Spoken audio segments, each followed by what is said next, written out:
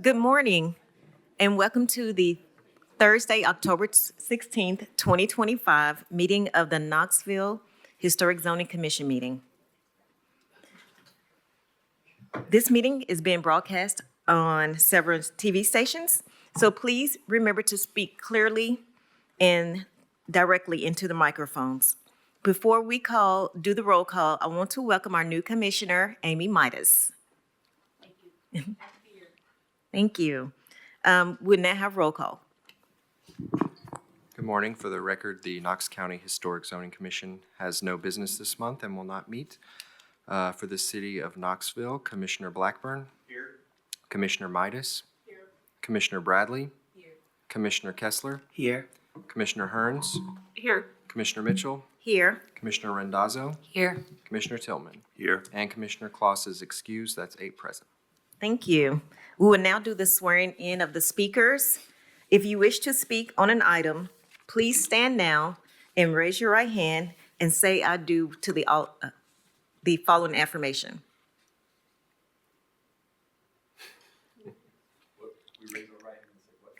I solemnly affirm that the testimony I'm about to give will be the truth, the whole truth, and nothing but the truth. I do. Thank you. We will ask all speakers to please keep your presentations to 5 minutes. We also ask speakers to give their names and addresses when you approach the podium. There will be something there for you to sign too with your name and address. Any appeals to the Historic Zoning Commission decisions today may be made in Chancery Court within 60 days of the date of this meeting. We will now do the approval of the meeting minutes from last month's meeting. Motion to approve. Seconded. It's been moved and properly second. All in favor? Aye. Affirmed. Okay, we'll go through staff reports with level ones.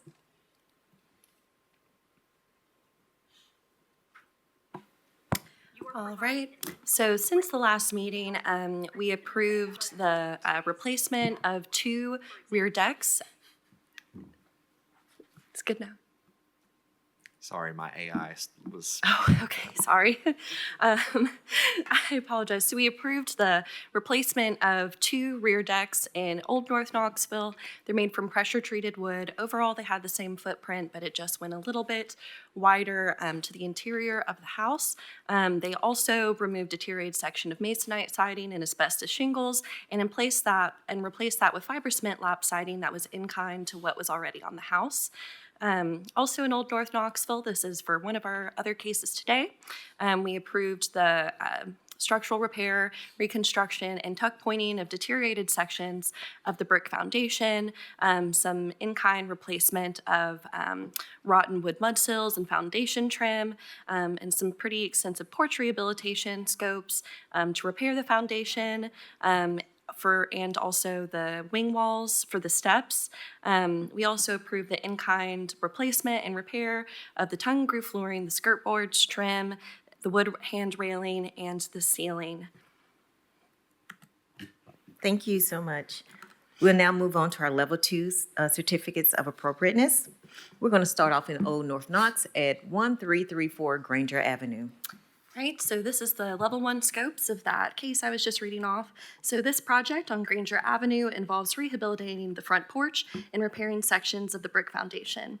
As previously mentioned, the disassembly, reconstruction, repairs to the brick foundation on the front porch and brick wing walls in accordance with Preservation Brief 2, and the repair and in-kind replacement of deteriorated porch flooring, ceiling, trim, box beam, soffit, and hand railing were approved administratively on September 16th. However, the replacement of the character-defining front porch columns requires approval by the Historic Zoning Commission. The property is contributing to the local overlay and the National Register eligible Brownlow District. The applicant stated that the columns are likely made from a deteriorated wood composite material with a faux grain and composite capitals, indicating they are not original to the house. Survey records and historic photographs indicate that the columns are original or at least closely replicate the originals. The design guidelines encourage replicating character-defining features if they are too deteriorated to repair. The front porch columns and capitals are in poor condition and have experienced decay from moisture damage that renders them unsalvageable, so replacement is appropriate. The proposed 8-inch round wooden smooth finished, tapered, and painted replacement columns are a close match to the existing columns, and the new cementous capitals are an exact replica of the current Scamozzi variant Ionic capitals. The replacement columns and capitals are appropriate, but should rest on a square plinth with the same profile to match the existing instead of a circular one. The applicant should verify the replacement columns and capitals match the diameter and width of the existing. With that, staff is recommending approval of Certificate 10C 25HC, subject to the condition that the columns rest on a square plinth with the same profile as the existing and to have the same diameter, and the capitals to have the same width as the existing. Thank you so much. Are the applicants present? And would you like to speak or make a comment? Everything just got said that I would have contributed, so Okay, thank you. nothing to add. Okay. Do we have the neighborhood rep on the line?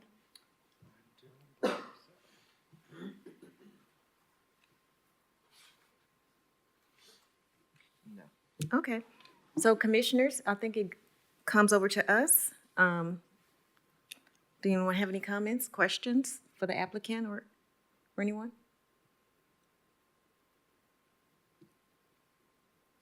If not, we can entertain a motion. I'll make a motion to approve per staff recommendation. I'll second. It's been moved and properly second. All in favor? Aye. Any opposed? Motion passes. Thank you so much. We'll now move to our second property in Old North Knoxville. It'll be at 225 East Oklahoma Avenue. Our next application is for a new 12-foot wide by 8-foot deep shed that will be placed behind the house. It will feature a 412 pitch side gable roof clad in asphalt shingles, an exterior of vertical wood composite siding, and a steel foundation that will not be visible. The southeast elevation features a door with perimeter trim and a small sliding window. The property is a contributing resource to the National Register District and the local overlay. The shed will not be visible from the right-of-way and meets guidelines for placement.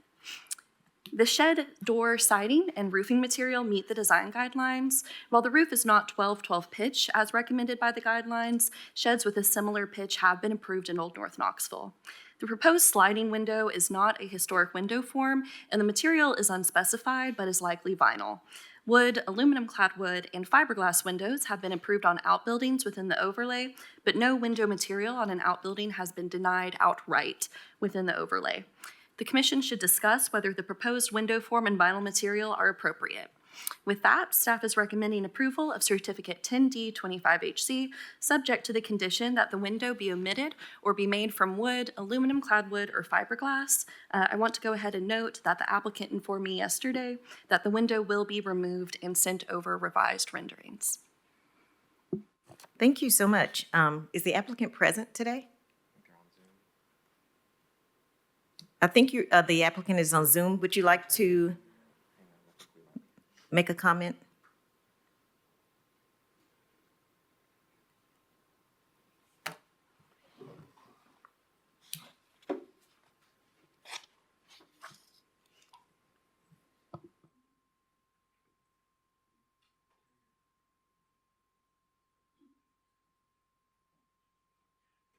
Hello.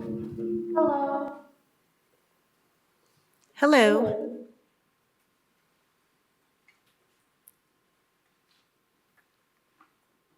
Can you hear us now? Yes, I can hear you. Okay. Okay, Do you have any comments that you want to make? I wanted to, Can you Yes. introduce yourself and say your address, please? yes, ma'am. My name is Fatima Alathari, at 2701 Eugenia Avenue, Nashville, Tennessee 37211. I just wanted to let you know I sent over the revised building details so that to show that the window is not present on the shed for this historic zoning application. Okay, thank you so much. Yes, Uh, ma'am. I know we now have the neighborhood rep on the line. Would you like to make a comment, Mr. Bowling? Yes, Sean Boland, 115 East Scott Avenue. representing the Old North Knoxville. With this modification, we support this application. Okay, thank you so much. Commissioners, do you have questions?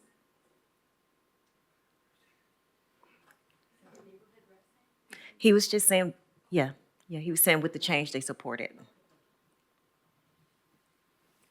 If there are no more questions, do someone want to make a motion? I'll make a motion to approve with the condition that the window is omitted as described by the applicant. I'll second it. It's been moved and properly second. All in favor? Aye. Any opposed? Motion passes. Thank you so much. We'll now move to our third case. We're moving to 4th and Gill now, and we'll look at 800 North 4th Avenue.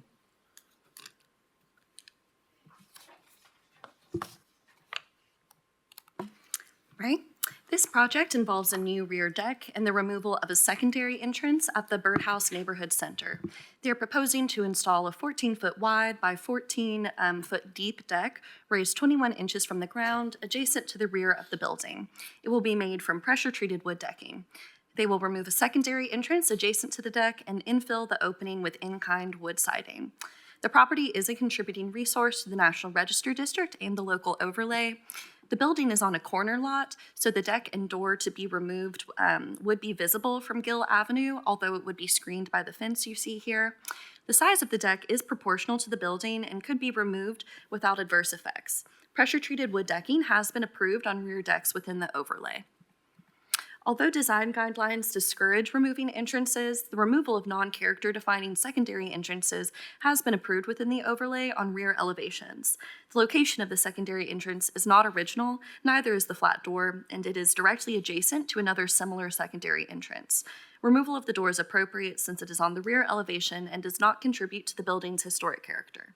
Infilling the existing door opening with in-kind woodlap siding meets the design guidelines. So with that, staff is recommending approval of Certificate 10E25HC as submitted.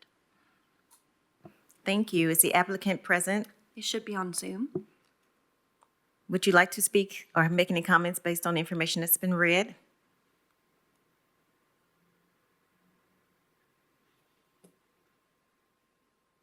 They're just still muted. Is this Ms. Abbott? Ms. Abbott, if you would like to speak, you can unmute.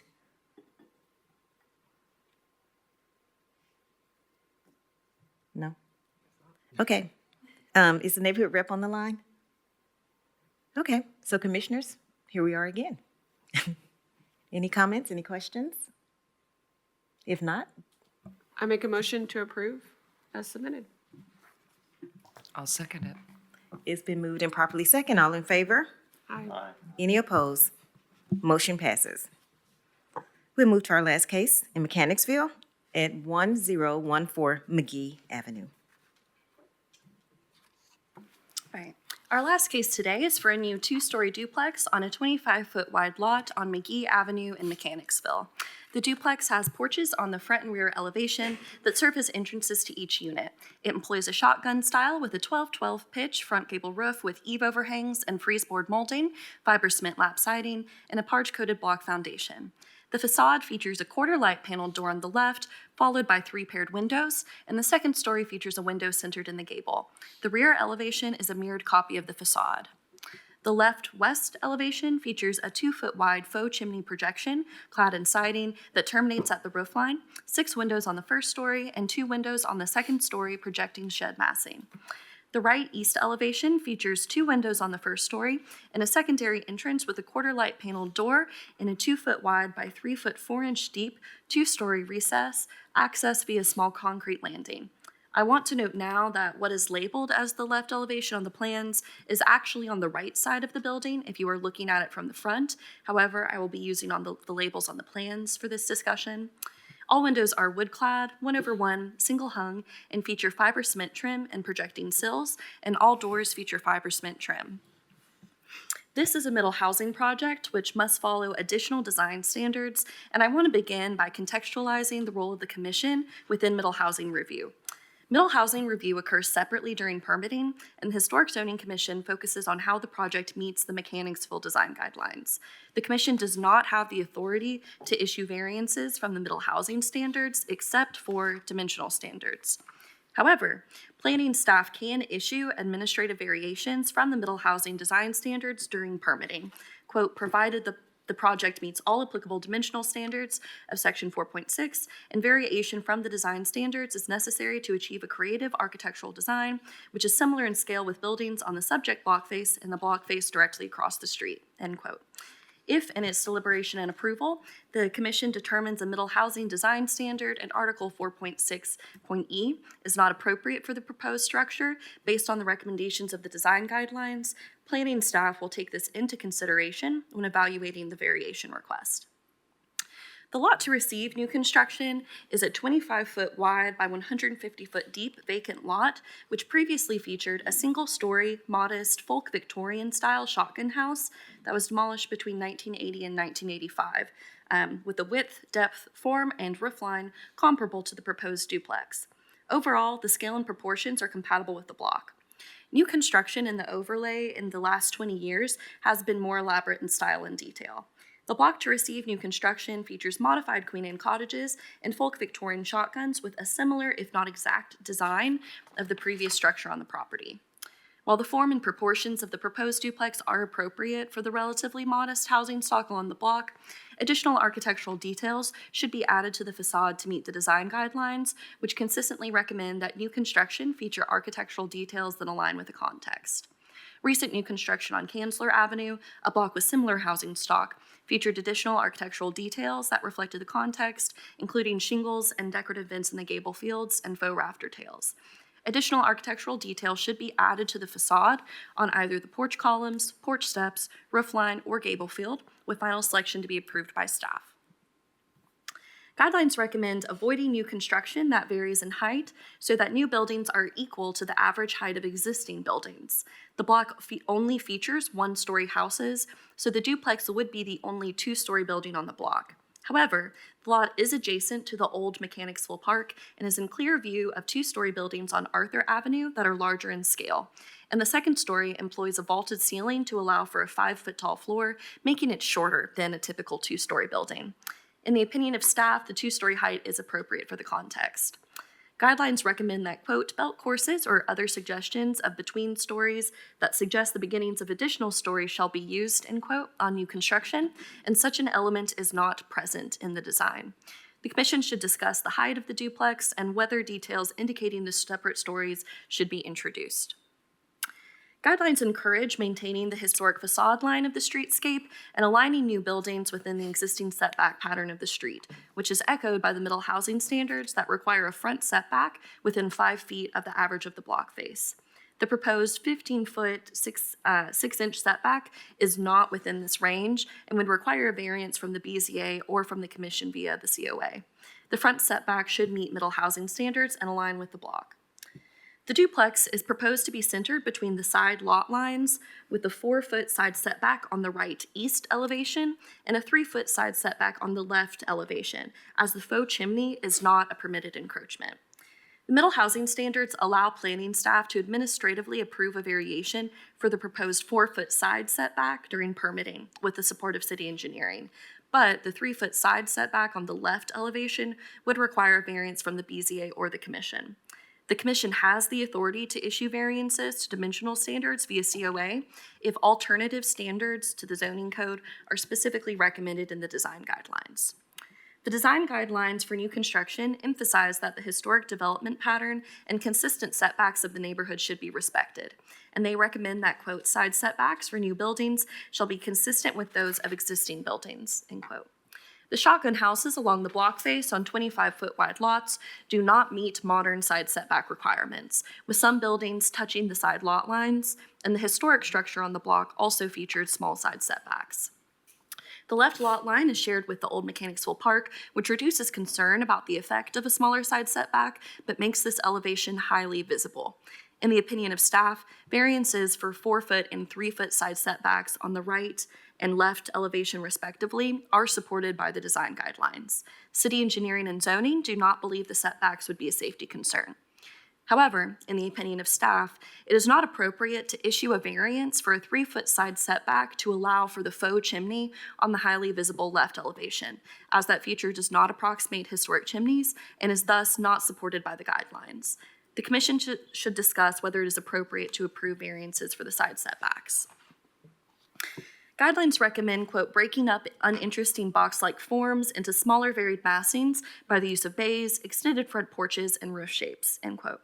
The proposed duplex uses front and rear porches, the shed roof massing and the faux chimney on the left elevation, and the recessed entry on the right elevation to break up the long massing.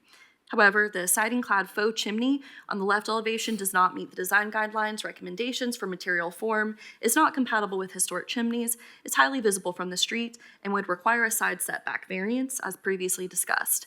It is included to meet middle housing standards, which require a recess or projection on building planes over 50 feet. The proposed faux chimney should be removed. The other shotgun houses on the block, which have a similar depth, feature some side elevations without a projecting feature.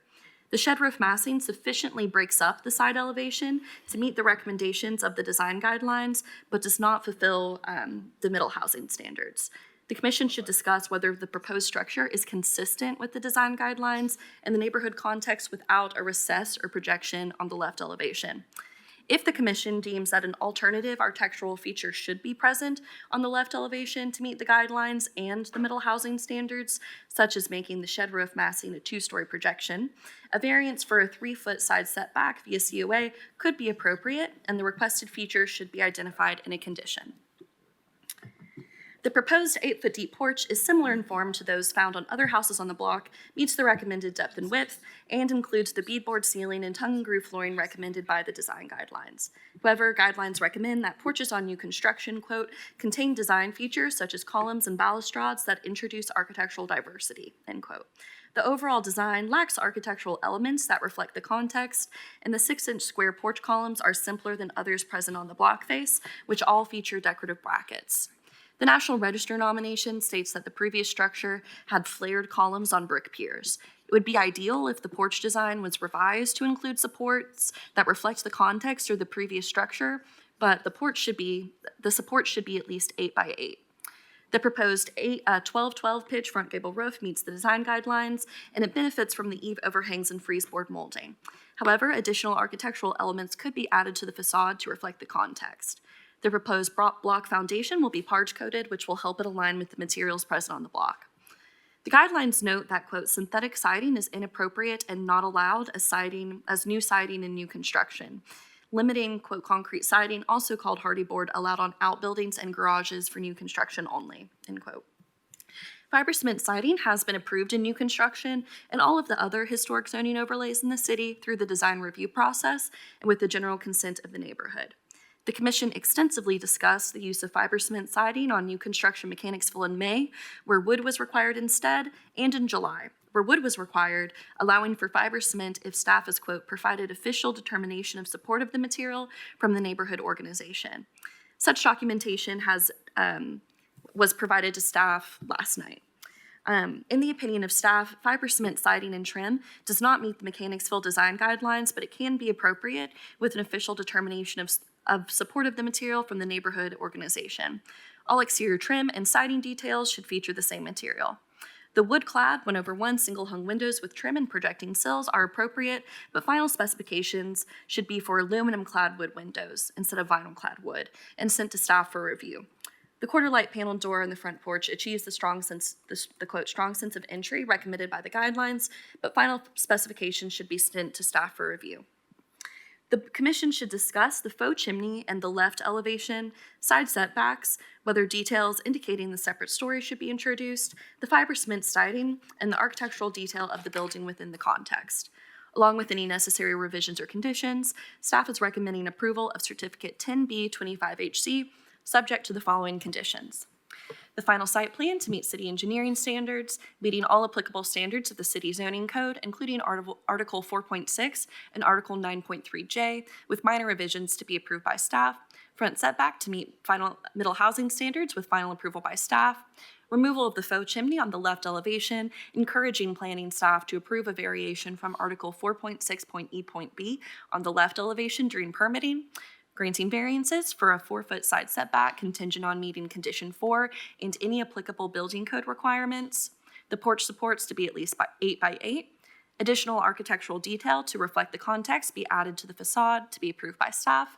Final window and door selections to be sent to staff for approval, and all siding and trim materials to be wood, allowing for fiber cement, smooth finish with 4 to 5 inch exposure. Instead, if official determination of support of the material on new construction from the neighborhood organization is submitted to staff. Wow. Sorry, that was a lot.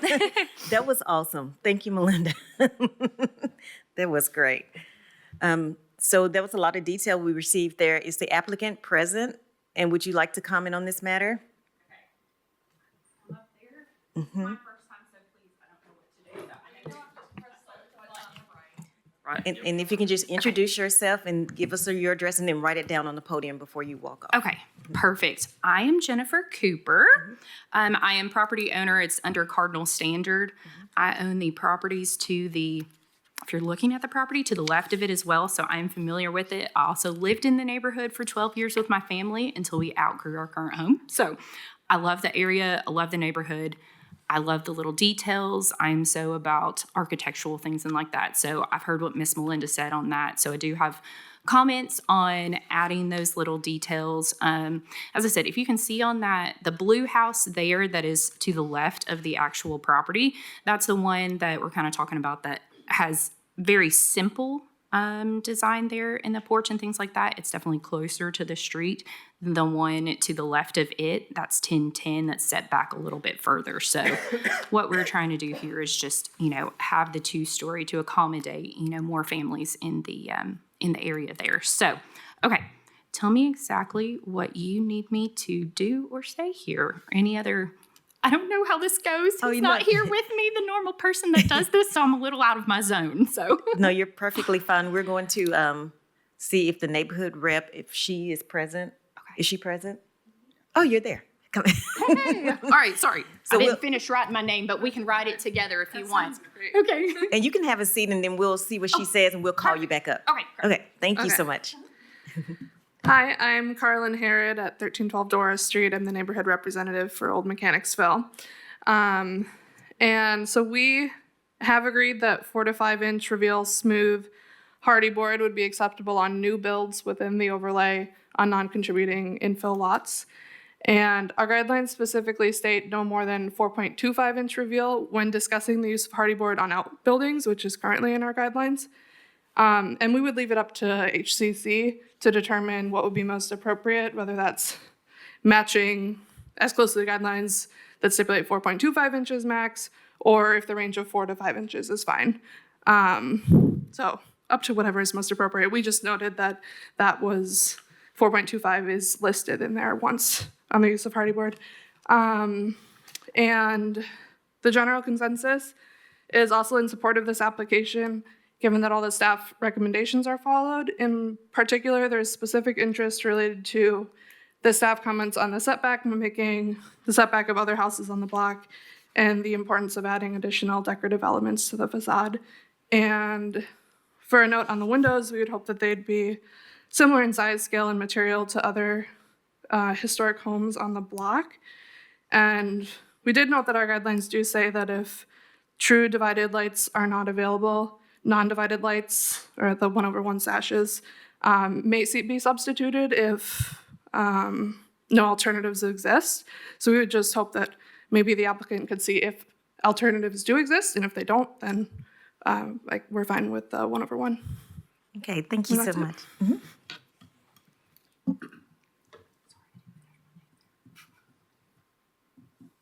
I have a quick question for you while you're there. Yeah. So what you're saying is your neighborhood has met and discussed and is approving the use of hardy plank on these structures? This Correct. structure On and other structures in the new neighborhood? construction, infill housing, yes. Okay. And so just to clarify, your question really is, should new buildings be beholden to the 4.25 inch limitation that outbuildings have as opposed to 4 to Yes. 5 inches reveal that, okay. Yes, our guidelines don't from me reviewing them, and maybe Melinda might know better, but we couldn't find anything that stipulates, like, if you're using wood, what should the reveal be? So we were trying to say, well, if let's mimic what's in the guidelines for wood, and we couldn't find anything. The only reveal we could find specified was for the use of hardy board on outbuildings, so that's why we used that as a reference, and that's where it says 4.25 inches. And then Melinda, just as a clarification, did you mention during your presentation that you were provided something yesterday about their support? Yes, so Carly sent me an email last night just communicating the same thing that she's saying here, that they're okay with the fiber cement on new construction, but just wanted y'all to have discussion about what reveal would be appropriate. She wasn't sure if she would have to make an appointment, and so wanted to have that on record just in case. Okay. I just have a question from a law standpoint. Can we accept something from a neighborhood that changes a viewpoint in the historic guidelines without going through the formal review process? Yeah, that's tricky. We've talked about that a few times. In terms of the guidelines, you are kind of bound by what they say. Something that is outside of that, it would be tricky if anybody ever filed an appeal on it. But that being said, those appeals don't go to the Planning Commission or Council. They go straight to court. So it's a little different in terms of the normal resolution process. I would say, the code says that if the guidelines do recommend something specific, we do have to kind of stick with those. If there's something that's not specifically recommended, it defaults to the base zone. So. Okay. So all the other historic zoning overlays in the city, both the H and NC districts, in their guidelines, they say synthetic siding is not appropriate on outbuildings, on new construction or existing buildings. The only exception to that is Edgewood Park City, who just updated their guidelines really recently. Most of our guidelines are 30 plus years old. And so in all those other situations, hardy board has been approved through the neighborhood saying it was okay, and through commission deliberation, through precedent being established, even though it deviated from the guidelines. And I think here, a couple of months ago, the commission or your office did ask just for them to do what they did yesterday, is to send something in writing. Yes, Okay. exactly. So again, we had two other cases where this was discussed, and at the case in July, the commission decided they issued the same condition that is in number 9 here. I just wanted to continue that since at the time of writing the report, we didn't have an update, but condition 9 is what y'all decided last time. Okay. I had a question for maybe the applicant, or maybe Melinda would be better at answering this. I just wanted to clarify the left and right of this house, where things are. I'm looking at the Sorry, go ahead. The windows would be facing to the park. So Does that kind of make sense? The faux chimney is removed in the new update that I think was sent, from what I'm getting here. So the left elevation would be on the right of the building if you were looking at it from the street. So they're labeled as if like you're having a bird's eye view as opposed to facing directly. So the left elevation is actually the right. Just keep in mind the left elevation is the one that's visible from the park. Okay, just looking at, we got two sides, one with a faux chimney, even if it's been removed in a later revision. Is the faux chimney from the street on the left or the right? It's on the right. It's on the right, the park side. Yes. And then the secondary entrance is on the neighboring property house side. Yes. Okay, all right. I had drawn notes like I thought I'd figured it out, and I had not. And then the park is lot 18? The park is right here, 418. So you see it right here as well. So the faux chimney would be visible from here. And the secondary entrance, again, would be closer to this existing house. Okay. Yeah. But as I said, the faux chimney has been removed because it wasn't necessary. Okay. The architect had put it in because that was what they've done before in some things like that. May I take a moment to read through some notes to be able to, do you need anything else from me? Do you want more notes? Okay, sorry. I do want to note real quick, there was another person from the neighborhood present who had comments on the application. Okay. Shall I move? Okay, let me finish writing my name here then. And then we'll call you back up. Okay, sounds good. Sorry, I skipped the order.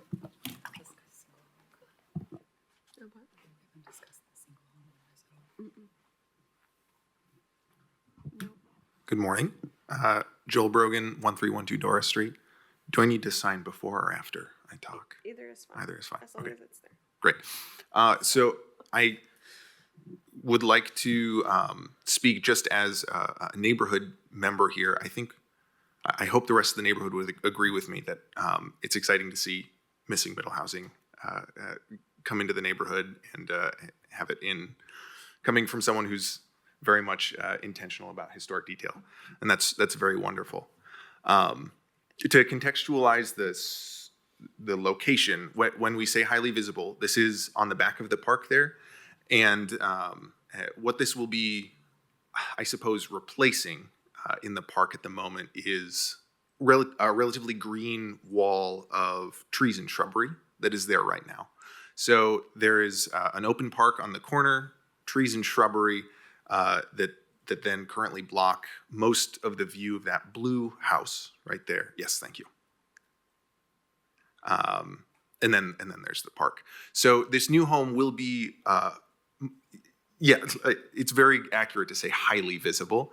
And I think that's what makes us particularly keen, or that makes me particularly keen in wanting to be a part of ensuring that whatever does go on those visible sides of the home and the home in general exemplifies the character of the neighborhood.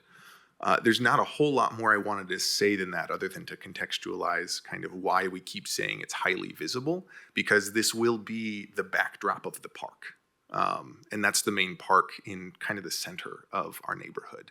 So just keeping that in mind as far as the historic details and the other considerations we're making for the home, it's just something I wanted to point out.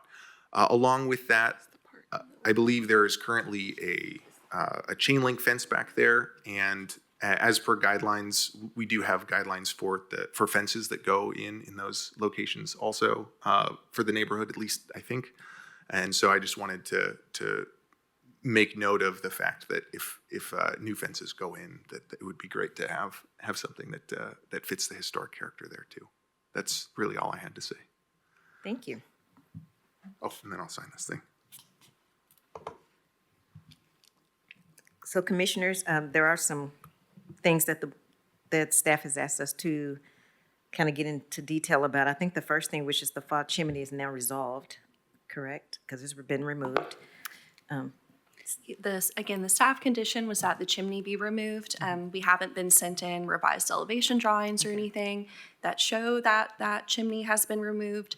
But the big discussion is that with that faux chimney being removed, that wall is not going to have any projection or recessed feature, which doesn't meet the middle housing standards.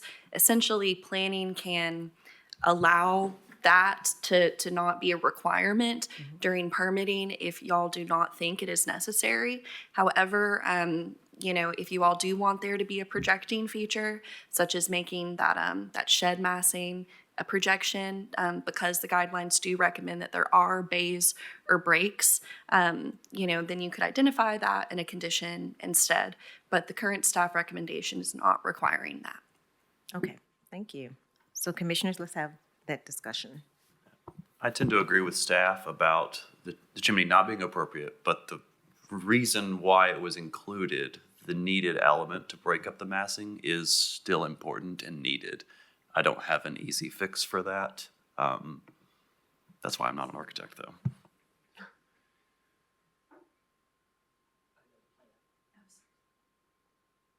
trying to see what's bifurcated, because those windows, everything falls in between the two units. Can you put your microphone on, Jennifer? Sorry, I'm trying to see, although the plan doesn't really give us any information, at the demising wall between the two units, what type of space is there that would be affected by those windows with a different type of projection? I mean, we don't normally get into interiors, but a kitchen would make a different design move than a living room, or be more difficult, if there's cabinets on that wall or something. A projection could get pretty gnarly. Jennifer, you could probably speak to this Yeah, better. that would be for the applicant. Like, what is at the demising wall? If you're looking at the floor plan, like what type of space is at the wall that The divides wall the that's in units? between, so that is the living room as Okay. current plans kind of sit, yeah. Okay, That's great. the upper floor. Let's see, I can scroll down just a, or yeah, off. No, you're good. There it is, yeah. So the kitchen is like as soon as you walk into the front door of the home, just like the ones kind of next door. And then from there you have the living room area. So you'll see the two windows there on the far right side. There's one window, there's two window. And the fire separation wall in between the two. Is that answering a question? I'm not quite tall enough. So on that side, that's a door, right? When they walk in the door Yes, on the ma'am. side, I guess it's two separate doors to go in two separate areas? And the entrance to the back is on the left-hand side. Man, like you feel like you have to have a pointer here. Yeah, sorry. Yes, that is the entrance to the back unit. So that's just for the front unit. So they're kind of like, stacked. Stacked, like front and back. They're mirrored front and back. Yeah, just to clarify, the front unit only has one access point and the back unit has two, if I'm reading that correctly. Just, Yes. Oh, okay. That's what I was, okay. Okay. So an architect or a builder could probably speak to this much better than me, but a lot of our historic housing stock was built with balloon framing, and so things jut out just like a foot or two.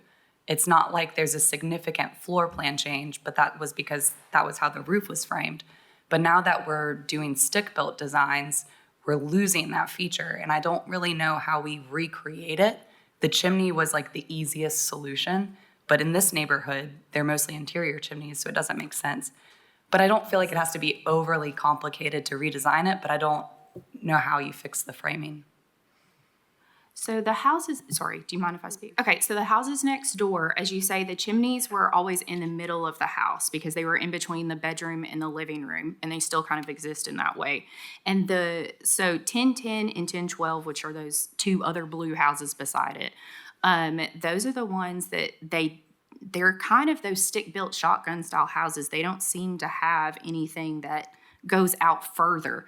That one in the back was an addition long time ago because that was the kitchen, because most houses didn't have kitchens or bathrooms inside, and that's what that little addition used to be. But the main part of the house that you see from the street for 1010 McGee is literally a straight shot. There are no jut outs anywhere for it. And again, as I said, the chimney in it is in the middle. It's got a odd little side porch thing that's really cute.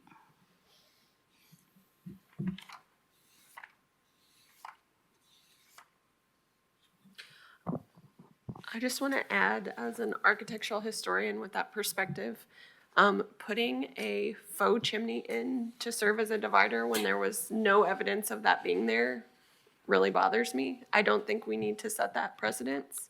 And I think we've been pretty consistent in how we've viewed that in multiple cases. I appreciate it going away, but again, I think this is a challenge.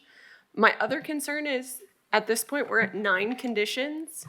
That's a lot for us to see in an accepting. Typically, we see like 4, maybe 5 at most that we approve without requiring resubmittal back to the commission. That's just my concern, is that's a lot of things that we are changing or asking for revisions. That puts a lot on our planners as well to review and approve a lot of that in-house. It just seems like a little bit of a burden to them with that many conditions.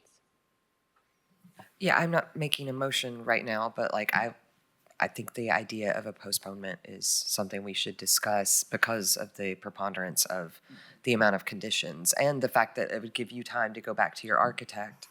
For instance, you could pop out just the 2 window section in the middle, just pop it out and make like a small reading nook or something in that living room and the bedrooms above, something like that.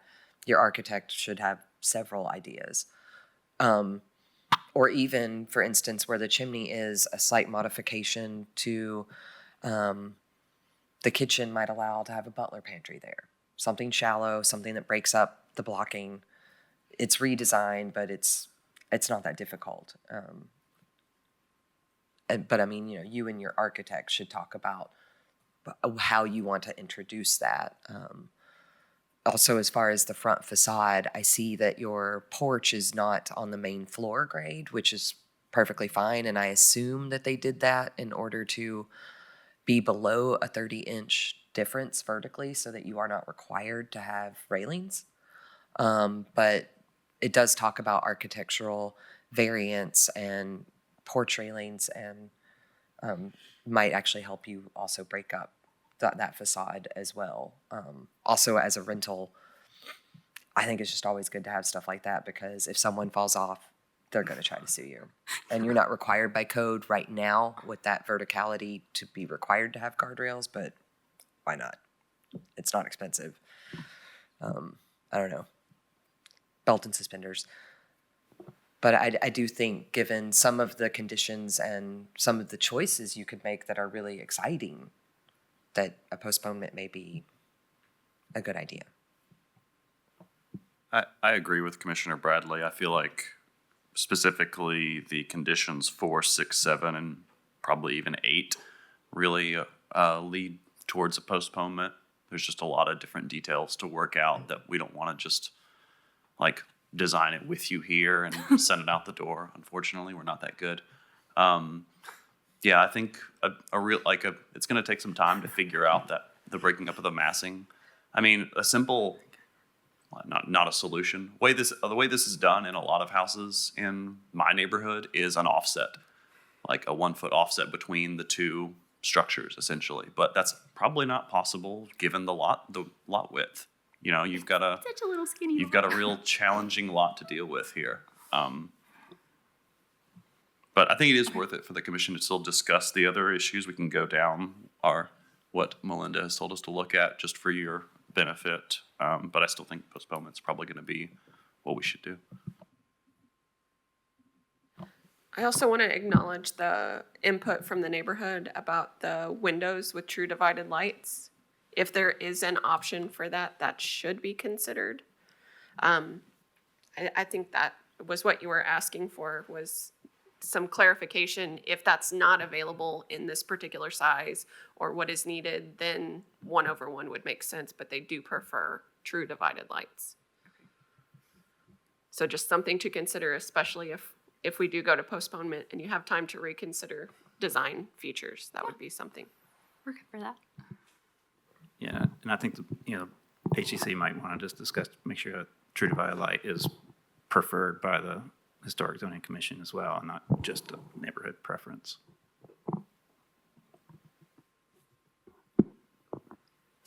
I agree with the comments made. I just want to clarify, when we term something a variance, is it really a variance? I think we need to be careful what our purview is in regards of what we approve, and it's a variance or is it not? So just add that to the list of the discussion, please.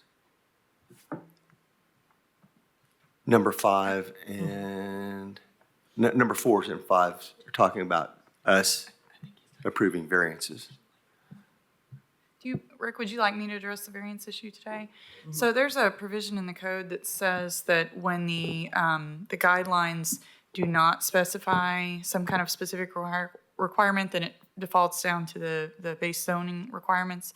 Staff is taking that to mean that when the guidelines do recommend something specific, you go with that. And that is, in a sense, a little bit of a variance from the normal code. I don't know that I would exactly use that word. I might say adjustment, because variance is definitely a legal term, which implies that there's a hardship and some other findings, with it being in harmony with the neighborhood and the context of the block and all of that. So I think I would potentially call it maybe an adjustment, but based on the guidelines specifically, not on a hardship where we do something that falls outside of the guidelines. Okay, thank you. Yep.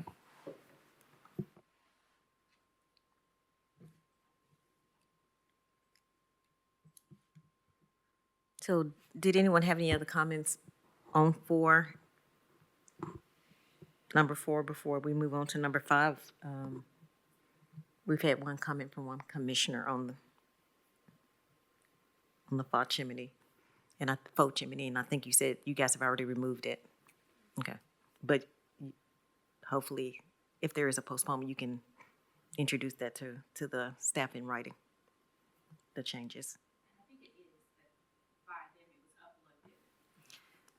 What was uploaded in permitting is not what we review. We review what's submitted to us directly with application.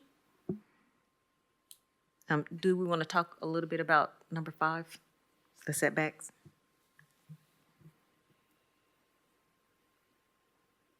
Yeah, I mean, I think so. I think we should go down the list, and that way, in the event of a postponement, she Okay. has the benefit of all of, our conclusions that we can come to. For the setbacks, I do just want to remind y'all the context again. So, planning staff during permitting can approve 4-foot side setbacks per the middle housing standards. However, if there's a 3-foot side setback, which would be required if y'all do want to have a projecting feature on this elevation, that would require a variation at the very least from you all or through the BZA. And just for clarification, the BZA and the HCC, like, we're both equally empowered to make this? The BZA, again, is they are more specifically empowered to issue variances, and they do so on the basis of hardship.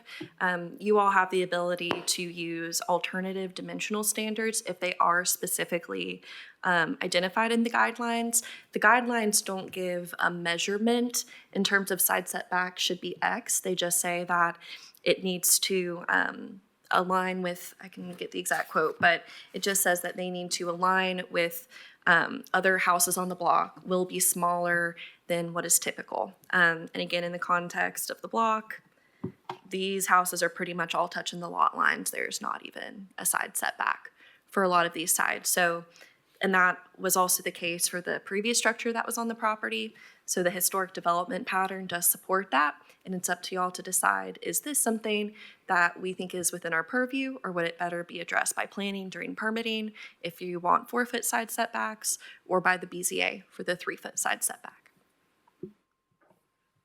I would say it feels personally very beyond my expertise to decide a setback like this. I don't know what is safe for a firefighter or emergency responder to move through in a 3-foot setback, if that's fine or not. I do have a question that may be to the owner's benefit regarding a smaller setback for maybe planning or building. Do any building standards or codes change when we get to 3-foot setback? Like, is it similar to how we treat a fire district property if we're in a 3-foot setback? They do. The IBC basically classifies construction types and fire separation distance between 0 and 3, and then they go up to 5, and then they go up to 10, and then they go up to 30. And those numbers actually mean that you imagine a property line in the middle between the two. So for instance, in the fire district, for absolutely no fire ratings on your exterior envelope, you wouldn't be 30 feet away from the next building, you'd be 60. You'd be 30 feet away from the property line, which I would assume is exactly why the 3-foot setback is one milestone, if you will. And so I would feel comfortable fudging between 3 and 4 because the IBC basically jumps from 3 to 5. And if I was reading her plans correctly, because of fire separation distance, I'm sure this is what's driving it, the entire envelope looks like it has a 1-hour fire resistance rating. So at this point, she's complying not only with IRC, but with actually commercial IBC. And so the whole thing is fire rated on the exterior. So 1 foot, the IBC and IRC don't really distinguish on that 1 foot. And we did reach out to both zoning and city engineering about this early on to get their opinion on it, and they did not think that it would pose a safety requirement, but did mention that a higher rated firewall might be required with a 3-foot setback.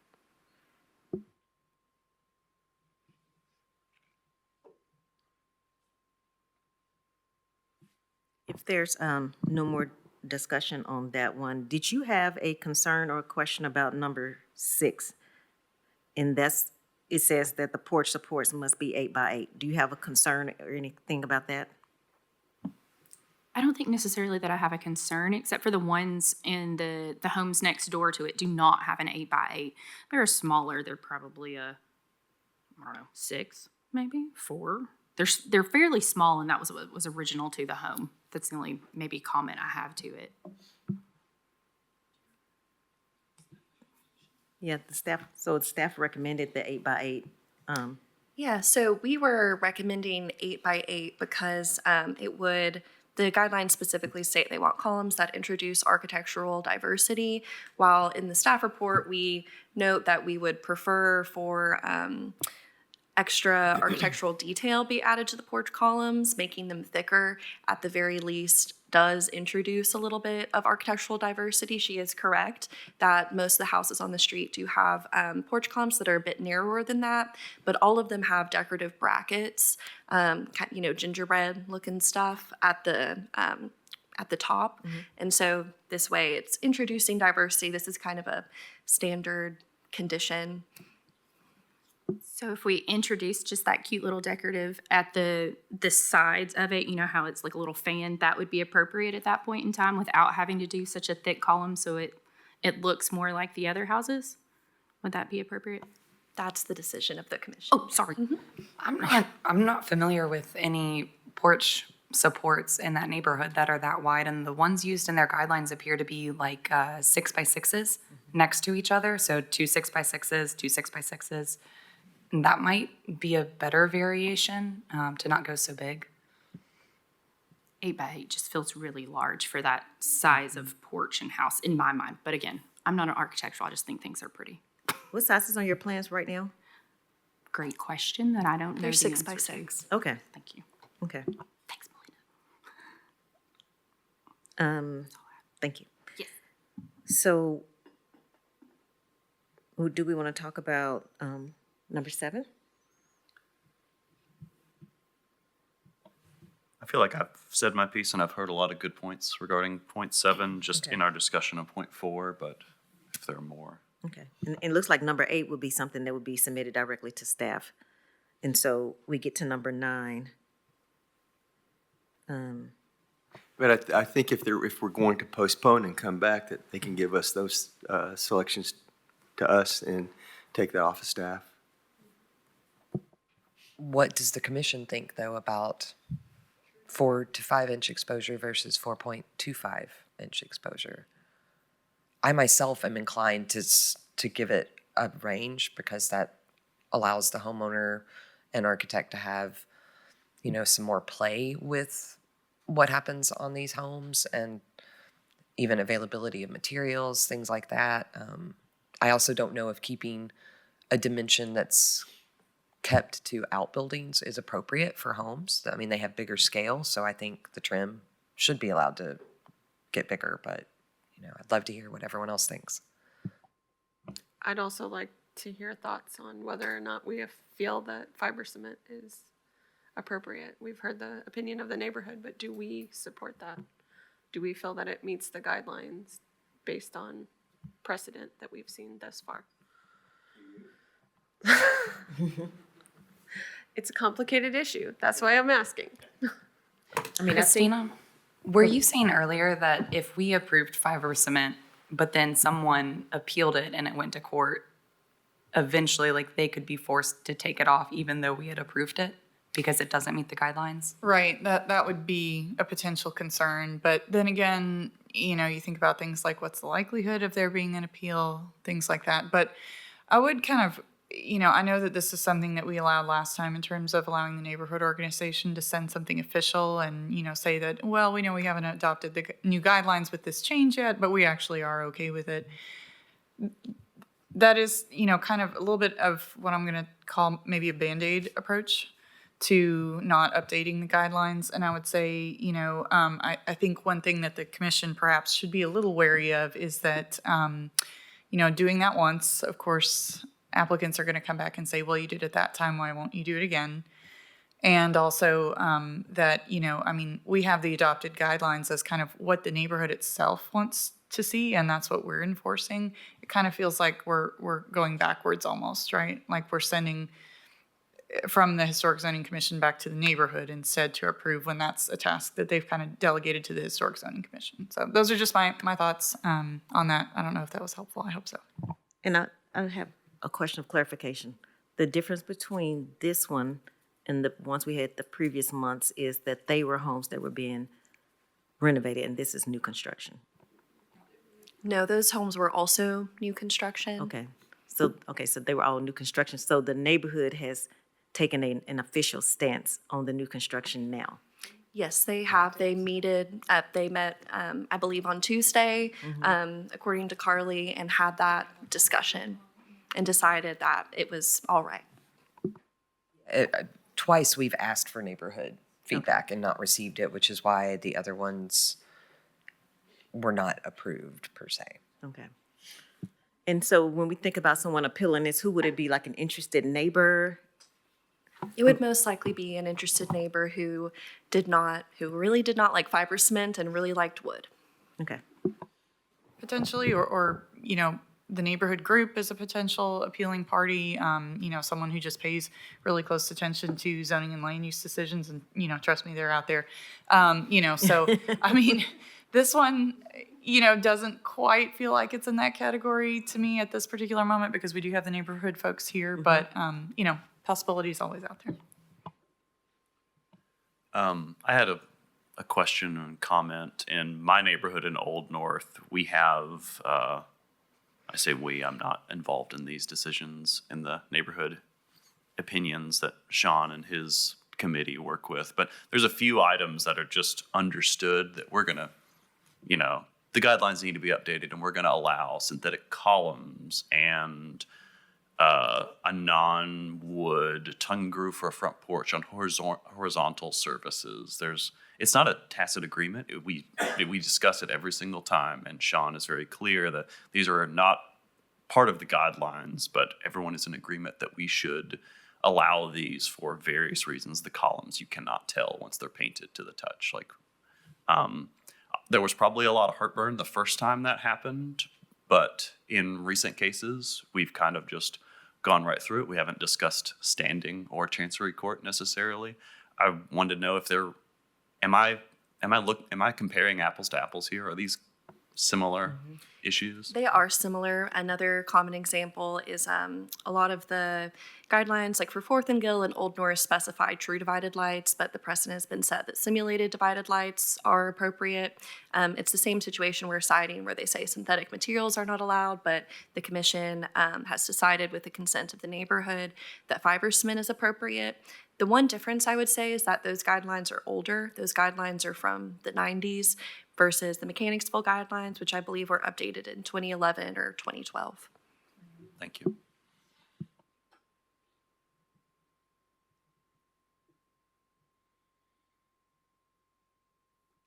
I think that's where personally I'm struggling with this. You asked what my opinion was. Prior to my current role on the commission, I was involved in the development of those previous design guidelines, and there was a lot of opinion around that subject, like a lot of opinion. So for now, the neighborhood to change after those were updated, that gives me some pause. Thank you. And I still, we want to point out it's been at least 14 years since those guidelines were created, and there's been a lot of change and a lot of updating with people using fiber cement siding, and also the issue that you find yourself in now with the middle housing and the overall goal of improving these neighborhoods and these blotted communities. I know we have our role, but we also have a precedent where we have considered the neighborhood input in situations where the guidelines may say something different. I think a lot of that is the fact that it takes so long for guidelines to be updated in the first place, which is why this commission has considered any formal written change that the neighborhood has said they would consider So I just think we need to take that into consideration dealing with present day. And I'm assuming because the neighborhood was so strongly opposed to it before that, they are looking at some type of cost benefit analysis. There's been a change in residents since that time. And so all those things came into consideration with them making the decision that they've made today.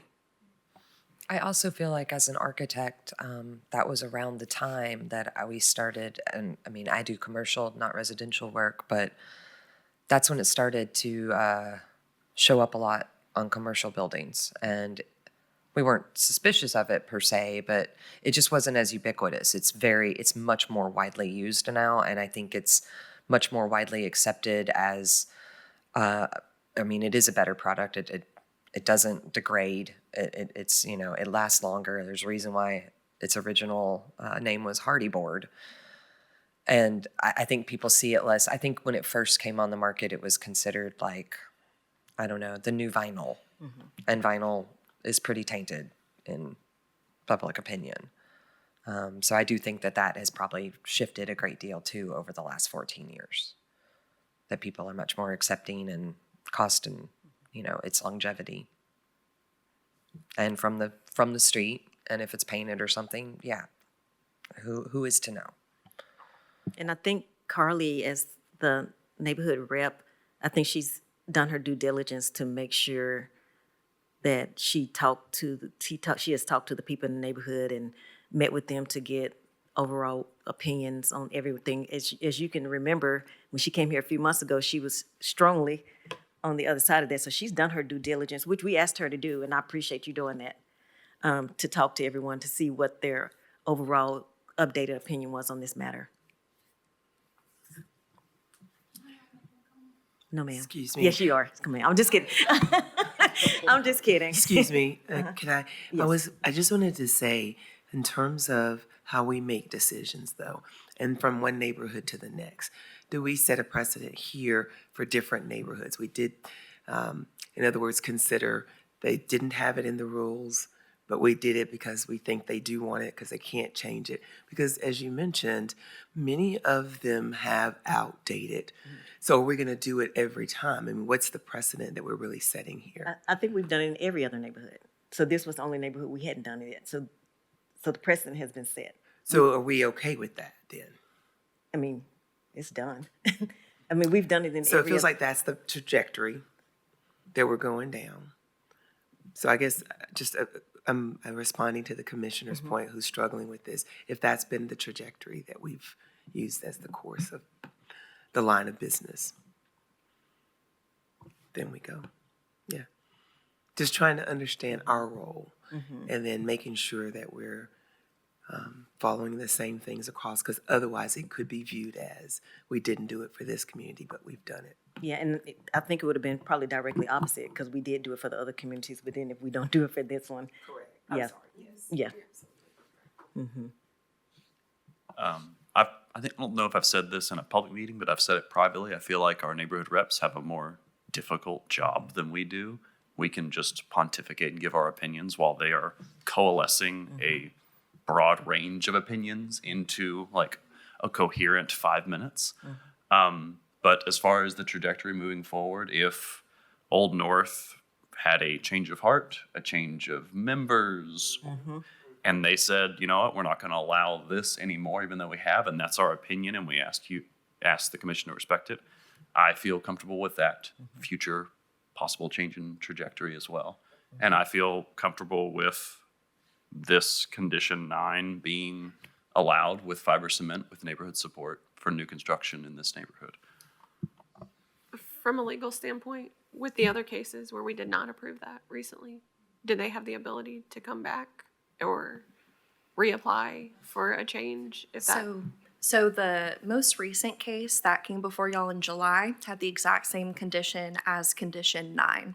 So in that instance, if the applicant were to come to staff and say, hey, I want to use fiber cement now that we do have that official support from the neighborhood, we would say that is all right. Okay. However, the one that came before the board in May, the requirement was all wood. So if they were to ask to use fiber cement instead, I would appreciate y'all's opinion on it if you think that's something that would be appropriate for staff to approve versus y'all to approve. Again, it's the type of change that we could approve administratively if it followed the design guidelines, but this is a new change in precedent of how the design guidelines are considered, so I would appreciate y'all's preference in that case. Similarly, both of those applications were approved with that faux chimney projection because at the time, the determination that planning staff could issue a variation to remove those faux chimneys, that determination hadn't been made yet. I'm sorry.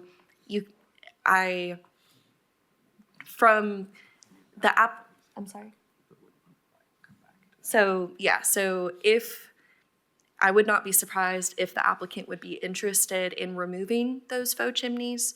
So staff's thought would be that if they were requesting both, they need to come back before the commission. Thank you. I just wanted to clarify that for the record. Yeah, I think in terms of, delegating that in the future, I think it's fine to delegate to staff certain things that are in the guidelines. But when we're doing something that's outside of the guidelines, I think it probably does need to come back to staff. I think to the commission. Yeah, I misspoke. I think everybody knew what I meant. But yeah. When it's outside of the guidelines, I think it probably needs to come back here because we don't know when that opinion, as Travis was saying, might shift with new membership. And so we want to make sure that the neighborhood is heard. They have a public forum to be heard in that moment if there is such a shift. And that wouldn't be the case if it were just delegated to staff to approve. To me, given our role, even though we have guidelines and some of them are very old, some of them are older than probably some of us on the commission, I do see them, even though the documents themselves are not living because of our communication with the neighborhoods, I see it as like a fluid relationship. And so that, yes, we could approve fiber cement going forward. And in 5 years, if the current neighborhood or the neighborhood at that time does not want it, then it gets struck again. That it is, the guidelines are supposed to represent the desires of the neighborhood that crafted them. So I feel like they are allowed to make changes. And we all know that the process of literally going back over the guidelines is rather arduous.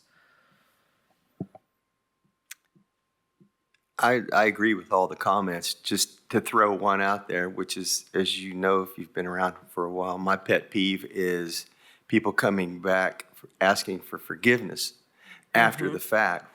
How would we handle someone that comes in and they've done hardy plank all over and they didn't have the COA, but they can pin us back on this and say, well, you've done this before. Just want to throw that out there. I'm nervous too about the 4 to 5 inch reveal. It's going to be 6 inches in 2 months, and then it might be 7 inches. And so maybe having some really clear specifics. I will state, just to your comment, Rick, that if somebody were to change all the existing siding on a house in Mechanicsville to hardy plank, that absolutely would not follow the guidelines, and it wouldn't follow what the neighborhood is saying the precedent are. They're being very specific. That would be on new construction only. Okay, so we would see it. Yes, so you would see it. If somebody was to come forward to us and had done that, it would definitely be coming to the commission.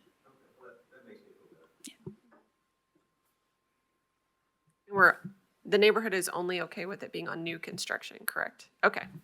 That's I just want to clarify that one more time. Right.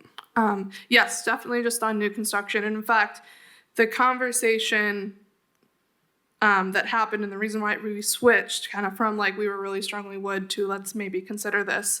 I would say the biggest point that made the shift in opinion among the group was actually the fact that we were like, how many buildable lots are there? How many times could this actually happen? And we decided, there's lots of empty lots that may be adjacent to a property where it's like, this homeowner's not going to give up their side yard. That's like where their patio is. That's where their bonfire pit is. But like, how many like this lot are there that like feasibly someone could just very easily put a house on? And we decided it's probably like maybe 4 to 5. And given the grand scheme of the neighborhood and, current construction, that maybe we could be more flexible on that for new construction and infill. infill lots. Thank you. So that was really what swayed the change. Thank you.